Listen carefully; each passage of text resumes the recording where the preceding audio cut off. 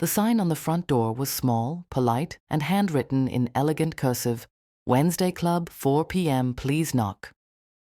To the casual observer, the house with the peach-colored living room looked like any other well-maintained home in the suburbs. The lawn was manicured, the hydrangeas were in bloom, and the smell of fresh baking wafted from the open windows. It looked like a place where elderly ladies gathered to knit blankets and gossip about the price of eggs. And it was that. But it was also a boot camp. Inside, the peach-colored walls glowed in the afternoon sun. Celeste M. Everson sat in her emerald green velvet armchair. She was the general of this operation. On the coffee table, there were no knitting needles. Instead, there were legal pads, highlighters, a stack of pamphlets from the county recorder's office, and a laptop open to a credit monitoring site. "Order," Celeste said gently, tapping a silver teaspoon against her porcelain cup. The chatter died down. 3 women sat on the new sectional sofa. First was Betty, 72. Betty was sweet, soft, and currently terrified. She wore cardigans that seemed too big for her, as if she were shrinking under the weight of her life. Her hands shook when she held her tea. Second was Zoe, 42. Zoe was a recent divorcee, a single mother of 2 who looked perpetually exhausted. She was still in her work uniform, a nurse's scrubs, having rushed over straight from her shift. Third was Olga, 68. Olga was cynical, tough, and suspicious of everything. She was the one who usually asked, "But what's the catch?" And in the corner, taking notes, was Lena, Celeste's daughter. Lena was the success story, the proof that the system worked. "Today's agenda is critical," Celeste announced. She picked up a thick binder. On the cover, written in gold marker, were the words, "The Freedom Binder." "Last week we covered the power of no," Celeste said. "This week we are discussing the early inheritance trap and how to spot it." Betty flinched. She looked down at her lap. "Betty," Celeste said softly, "you're up." Betty took a shaky breath. "My son, Kevin. He came over again yesterday. He brought pizza." "Pizza is the Trojan horse of manipulation," Olga grumbled. "Continue." "He says the market is crashing," Betty whispered. "He says if I don't sign the house over to him now, the government will take it all in taxes when I die. He says it's for the grandkids. He wants to put me in a nice apartment near his house so he can keep an eye on me." The room went silent. This was the classic script, the Predator's playbook. "And what did you say?" Celeste asked. "I said I'd think about it," Betty admitted, tears forming in her eyes. "I'm scared, Celeste. He's my son. He says he's trying to protect me. What if he's right? What if I lose everything?" Celeste set her tea down. She stood up and walked to the whiteboard she had installed on the peach wall. "He is lying, Betty," Celeste said firmly. "And today we are going to learn exactly why." Celeste uncapped a dry erase marker. She drew a crude picture of a house. "This is your asset," Celeste said. "You bought it in 1982 for what? $60,000? $55,000, Betty corrected. "And today it's worth?" "Zillow says $450,000, Betty said. "Okay," Celeste wrote the numbers down. Lesson 1, Capital Gains Tax. She turned to the group. "If Betty signs the house over to Kevin today as a gift while she is alive, Kevin takes over her original cost basis of $55,000. If he sells it next year for $450,000, he has to pay taxes on the profit. That's nearly $400,000 of profit. That's a massive tax bill, tens of thousands of dollars." Zoe raised her hand. "But if she leaves it to him in a will?" "Bingo," Celeste pointed at Zoe. "If she leaves it in a will, the value steps up to the current market value upon her death. If Kevin sells it then, he pays 0 capital gains tax. By demanding the house now, Kevin is actually screwing himself out of money later. Which tells me one thing." Celeste looked at Betty dead in the eye. "He's not planning to hold the house, Betty. And he's not worried about taxes later. He needs cash now." Betty gasped. "You think he wants to sell it?" "I think he's in debt," Celeste said. "Gambling? Business failure? Crypto? It doesn't matter. He sees your house as a piggy bank that he can smash open. If you sign that quitclaim deed, he can evict you the next day. He can sell it out from under you.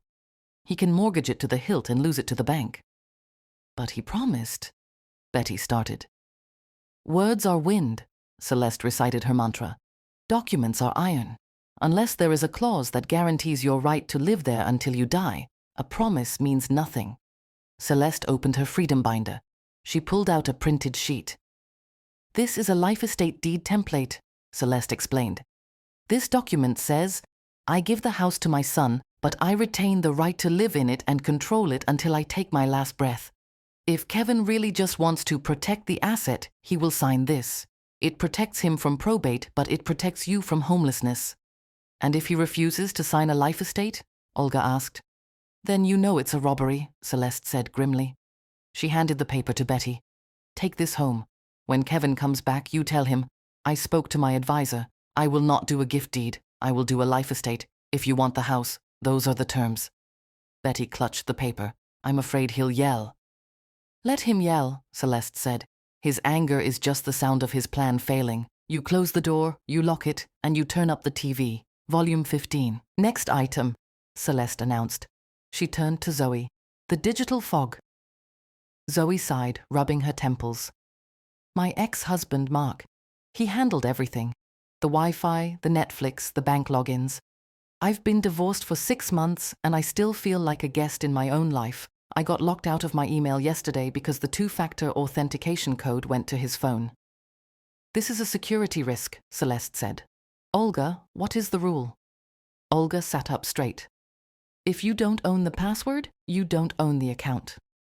Correct, Celeste said. She handed Zoe a brand new empty notebook. It was bright red. This is your analog backup, Celeste said. Tonight, you are going to pour a glass of wine, sit at your computer, and do a reset audit. Celeste listed the steps on the whiteboard. Create a new primary email address, one that Mark doesn't know about. Call the bank. Change the contact phone number to yours. Verbal password required. The credit freeze. Go to Experian, TransUnion, and Equifax. Freeze your credit so no one can open a card in your name. Change every password. Do not use your dog's name. Do not use your birthday. Use a phrase like, I am finally free 2025. It feels overwhelming, Zoe admitted. I'm not good with tech. You are a nurse, Zoe, Celeste said sternly. You keep people alive. You calculate medication dosages. You are plenty smart enough to change a Netflix password. This is learned helplessness. Mark taught you to be confused, so you would need him. Unlearn it. Zoe looked at the red notebook. She touched the cover. I am finally free, she whispered. I like that.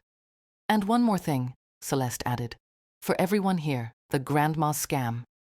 She looked at Olga and Betty. If you get a call from a number you don't know and a voice says, Grandma, I'm in jail, please send gift cards, what do? Hang up and call the grandson directly, Olga said. Correct.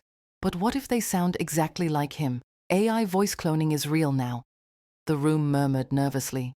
We need a safe word, Celeste said. Pick a word that has nothing to do with your family, like pineapple or disco.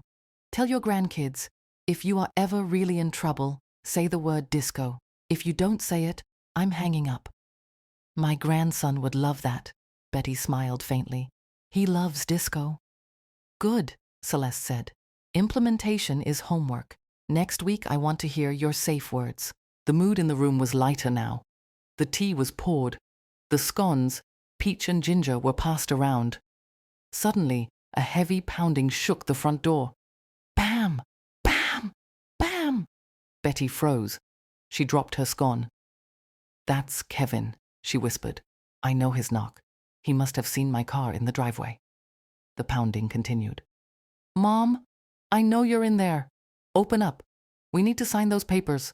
The notary is waiting. The women looked at each other. The sanctuary had been breached. Celeste stood up. She smoothed her beige blazer. She checked her reflection in the mirror. Ladies, Celeste said calmly. Field trip. She walked to the door. Betty cowered behind her. Zoe and Olga stood up, flanking Betty like bodyguards. Celeste opened the door. Kevin stood there. He was a big man, sweaty, wearing a polo shirt that was straining at the buttons. He looked stressed. He held a folder in his hand. Who are you? Kevin snapped, looking at Celeste. Where's my mother? I am Celeste. This is my house, and your mother is having tea. Mom! Kevin yelled over Celeste's shoulder. Get out here. The notary charges by the hour. We have to do the gift deed today. Betty stepped forward. She was trembling, but she was holding the life estate paper Celeste had given her. Kevin, Betty said, her voice shaking. Mom, let's go. Stop playing games with these old biddies. I am not going, Betty said. She took a deep breath. She looked at Celeste's back, straight and unyielding, and found her own spine. I spoke to my advisor, Betty said, reciting the script. I will not sign a gift deed. It is bad for my taxes, and it is unsafe for me. Kevin's face turned red. Advisor? What advisor? This woman? She's a nobody. Mom, the market is crashing. I'm trying to save you. If you want the house, Betty continued, her voice getting stronger, I will sign a life estate deed. I keep the right to live there until I die. You get the house after. Those are the terms. Kevin threw his hands up. A life estate? That's useless. I can't. That complicates the financing. The truth slipped out. Celeste stepped onto the porch. She closed the distance between herself and Kevin. She was a foot shorter than him, but she looked down on him. Financing? Celeste asked sharply. You said this was about taxes, Kevin. You said it was about protection. Why would you need financing on a house that is paid off? Kevin stammered. It's leverage for investment. No, Celeste said. It's collateral. You want to take a hard money loan against her equity. And since you have a gambling lien in the county records, yes, I checked, public records are amazing. You need the deed in your name to get the loan. Kevin went pale. You checked my records? That's stalking. That's due diligence, Celeste corrected. It's what adults do. She turned to Betty. He wants to mortgage your house to pay his bookie, Betty. If he defaults, and he will, the bank takes your home. You will be homeless in 6 months. Betty looked at her son. She saw the sweat, she saw the desperation, and she saw the lie. Go home, Kevin, Betty said. Mom, you can't listen to her. I said go home, Betty shouted. It was a sound that had been buried for 20 years. I am your mother, not your ATM. Get off this porch.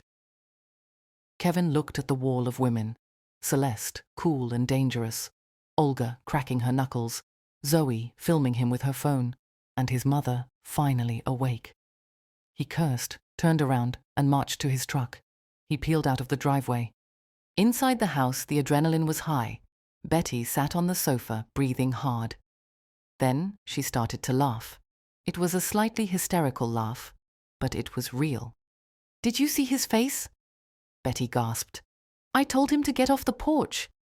You were magnificent, Celeste said, pouring her a fresh cup of tea. Sugar? You've earned it. He has a gambling lien? Betty asked, sobering up. Checkered past, Celeste nodded. County Court, Civil Division. Search by name. $24,000 judgment from a casino in Nevada. Never sign a paper for a man who owes the house, Betty.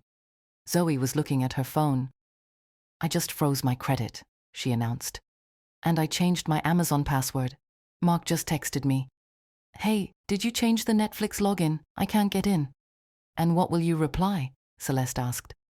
Zoe smiled. She typed, Get your own account. This subscription is closed. Send. Savage. Olga nodded approvingly. Lena spoke up from the corner. Mom, you know what we should do? We should record this. Not the personal stuff, but the lessons. The life estate. The password audit. People need to know this. Celeste looked at the women. She looked at the freedom binder. I'm not a YouTuber, Lena. I'm just a woman who likes order. You're not just a woman, Betty said, wiping her eyes. You're the lighthouse. We were all crashing on the rocks until you turned the light on. 3 months later. The YouTube channel was called The Wednesday Club. The video was titled, Stop Being Your Family's Piggy Bank, The Life Estate Strategy. It wasn't fancy. It was just Celeste, sitting in her peach living room wearing her beige blazer. She spoke directly to the camera. Good afternoon.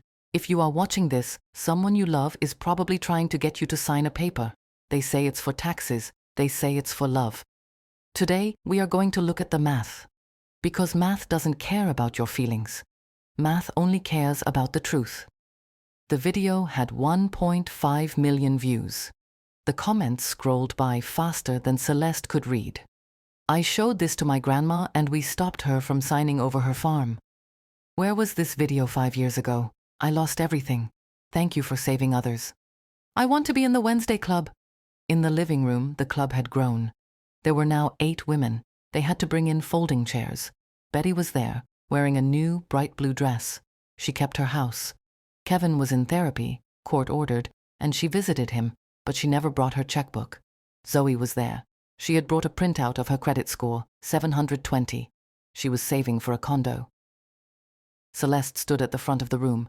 Today's topic, Celeste announced. The power of attorney. Who holds the pen when you can't? She held up a document. Many of you have a general power of attorney giving your kids total control if you get sick. That is a blank check. Today we are going to learn about the limited springing power of attorney. It only activates when 2 doctors say you are incapacitated, and it limits what they can sell. Pens scratched on paper. The women took notes like their lives depended on it. Because they did. The doorbell rang. It was a delivery. A box of flowers for Betty, from Kevin. The card read, "I'm sorry. Happy birthday, Mom." "Do you want to send him money?" Celeste asked. Betty smelled the flowers. "No, I think I'll send him a link to your video on budgeting." The room erupted in laughter. Celeste walked to the window. She looked out at the street. It was a quiet suburban street, but behind every door there was a story. There were negotiations happening. There were silences being weaponized. There were women shrinking themselves to fit into boxes others had made for them. But in this house, the volume was up. The lights were on, and the boundaries were drawn in permanent ink. Celeste turned back to the room. "Okay, ladies," she said, adjusting her glasses. "Let's get back to business. Who brought the peach cobbler?"